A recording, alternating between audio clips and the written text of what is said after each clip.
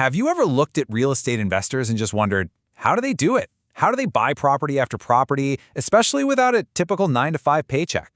Well, today, we're going to pull back the curtain on a seriously powerful financial tool that's changing the game. Right? It's the big question. If you don't have those regular pay stubs to show a bank, how in the world do you get them to lend you hundreds of thousands of dollars again and again? It feels like it should be impossible. But the secret, it turns out, is all about looking at the loan from a completely different angle. You see, here's the fundamental problem, the big hurdle for investors. A standard mortgage, the kind most people get for their home, is all about you. Lenders are laser-focused on your personal salary versus your personal debt. They call it your debt-to-income ratio, or DTI. And for an investor, that's a massive roadblock, because your personal salary just can't keep up with your business ambition. But what if the loan wasn't about your income at all? What if it was about the property's ability to pay for itself? Well, that's the magic of a DSCR loan. It completely flips the script. Forget your personal DTI.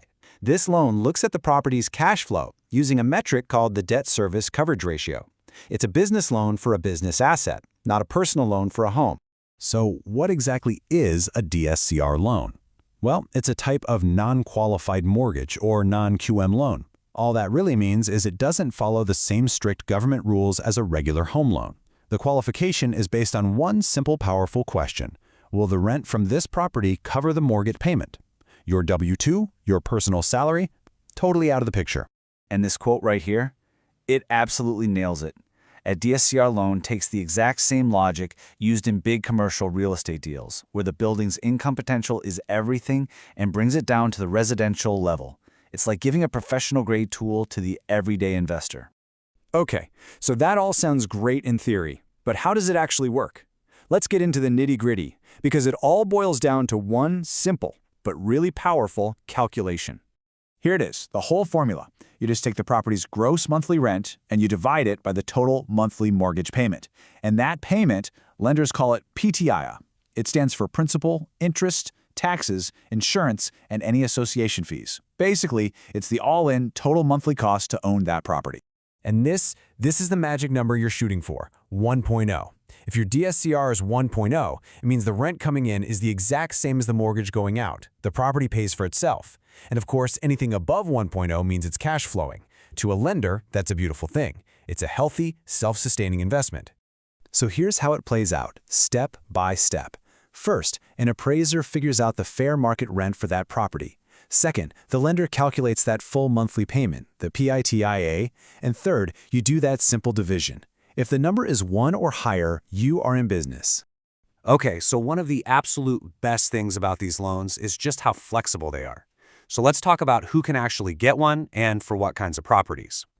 You might be surprised at just how wide this list is. This isn't just for seasoned pros with huge portfolios. U.S. citizens, permanent residents, even foreign nationals can often qualify. And get this, even first-time investors can be eligible. Plus, you can buy it in your own name or through a business, like an LLC, for that extra layer of legal protection. The property types are just as diverse. We're talking your standard single-family homes, of course, but also 2 to 4 unit buildings, and even condos that might not pass the strict rules for a traditional loan. And what's really a game changer is that this often includes short-term rentals and even condotels. It really opens up a whole new world for vacation rental investors. Now, hold on. All this flexibility doesn't mean it's the Wild West. Not at all. Because these are business purpose loans, they operate under a very serious framework. They come with strict compliance checks and some very clear red flags that lenders are trained to spot from a mile away. And make no mistake, these are absolutely legitimate, regulated financial products. Lenders are doing their due diligence. They're running rigorous checks to verify your identity under the USA Patriot Act. They're screening you against national security sanctions lists, and they're doing deep fraud and background checks, all while following fair lending laws. To give you an idea, just look at this. It's an example of the kind of detailed official legal notice that's required. This is not a casual handshake deal. It's a process governed by serious regulations to make sure everything is completely by the book. And you better believe lenders have a sharp eye for red flags. For instance, if you're taking cash out of the property, that money has to be for a business purpose, not a family vacation.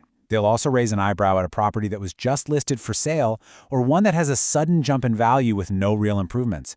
And unpermitted work, that can stop a deal dead in its tracks. So, let's zoom out a bit. Beyond helping individual investors, what's the bigger impact here? Well, it turns out these loans are a major force that's shaping the entire rental market as we know it. Check out this data from 2023. Nearly 60% of all homes bought by investors were purchased by small to medium-sized investors. This isn't giant Wall Street firms buying up everything. The majority of the market is everyday entrepreneurs building their future one or two properties at a time. In that group, that's exactly who DSCR loans are built for. They provide the fuel, the capital, that lets this massive part of the market, the smaller guys, actually compete and grow their businesses. In a lot of ways, these loans are a democratizing force in real estate. You know, before DSCR loans really became common, this group was a truly underserved market. The only real options were often those super high-interest, short-term, hard money loans with really tough terms. DSCR loans finally gave them a stable, long-term financing tool that just didn't exist for them before. So all of this leaves us with a really fascinating question to think about. As these loans continue to empower this whole new generation of small-scale landlords, what does that mean for the future of renting? Will it create a more diverse, responsive rental market, or will it bring new challenges? It's a trend that's already reshaping our neighborhoods, one investment at a time.